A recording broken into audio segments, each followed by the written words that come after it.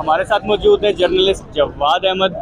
جواد احمد, یہ اس وقت ایکٹیویٹی ساری کشمیر ہائی وے پہ ہو رہی ہے اور G11 میں پیشی کپتان کی سننے میں آ رہا ہو رہی ہے. یہ کیس G11 کو تو نہیں تھا, یہ تو F8 کچہری میں لگا ہوا تھا. یہ یہاں پہ کیا ہوا؟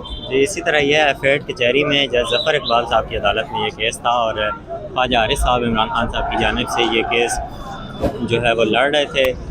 یہ کیس پہلے جب ناقابل ضمانت وارنٹ گرفتاری جاری ہوئی اور اس کو جج صاحب نے برقرار رکھا تو خواجہ عارف سے اسلام آباد ہائی کورٹ میں اس کیس کو لے کے گئے تھے اور کہا گیا تھا کہ ان کو معطل کیا جائے. عمران خان صاحب جو ہے وہ پیش ہونا چاہتے ہیں.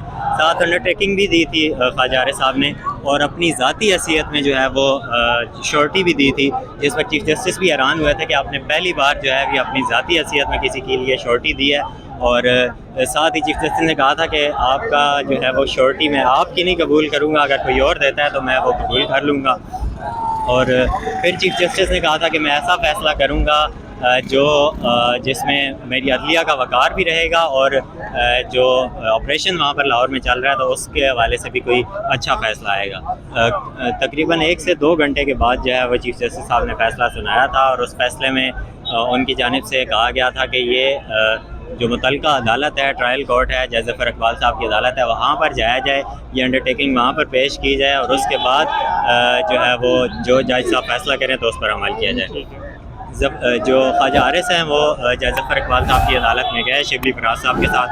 وہاں پر یہ کیس چلا, جج صاحب نے فیصلہ محفوظ کیا. ساتھ یہ ریمارکس دیے کہ آپ کو فیصلہ پڑھ کر مزہ آئے گا.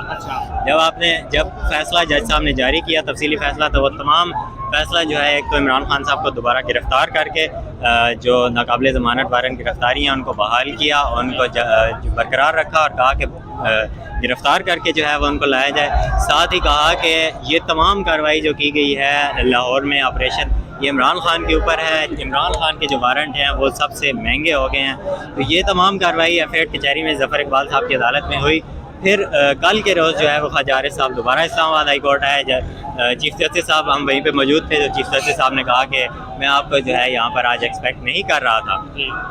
خواجہ عارف صاحب نے بتایا کہ آپ کے حکم پر ہم F8 کچہری گئے تھے, ٹرائل کورٹ گئے تھے, لیکن انہوں نے ان کو جو ہے وہ برقرار رکھا ہے ناقابل ضمانت وارنٹ گرفتاری کو, تو استدعا ہے کہ ان کو معطل کیا جائے. انڈرٹیکنگ بھی ہم نے F8 کچہری میں جمع کرا دی ہے, ساتھ ہی ایک ایفیڈیوٹ بھی جمع کرا دیا ہے. چیف جسٹس صاحب نے پوچھا کہ کیا یہ انڈرٹیکنگ جو ہے وہ ابھی تک سٹینڈ کرتی ہے, تو خواجہ عارف صاحب نے کہا کہ ہاں جی سٹینڈ کرتی ہے, اور میرے جو موکل ہیں وہ ہر حال میں کل جو ہے جج ظفر اقبال صاحب کی عدالت میں پیش ہوں گے.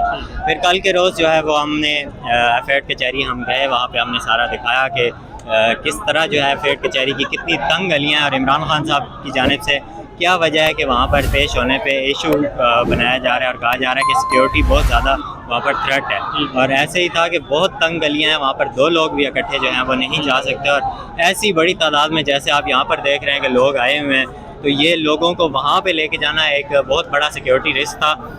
اسی طرح کل اسلام آباد ہائی کورٹ میں PTI کے ایک وکیل بھی آئے ہوئے تھے, ان کی جانب سے کہا گیا کہ ایک رپورٹ بھی آلریڈی موجود ہے جس میں کہا گیا ہے کہ F8 کچہری کی جو سیکیورٹی ہے وہ امپاسبل ہے.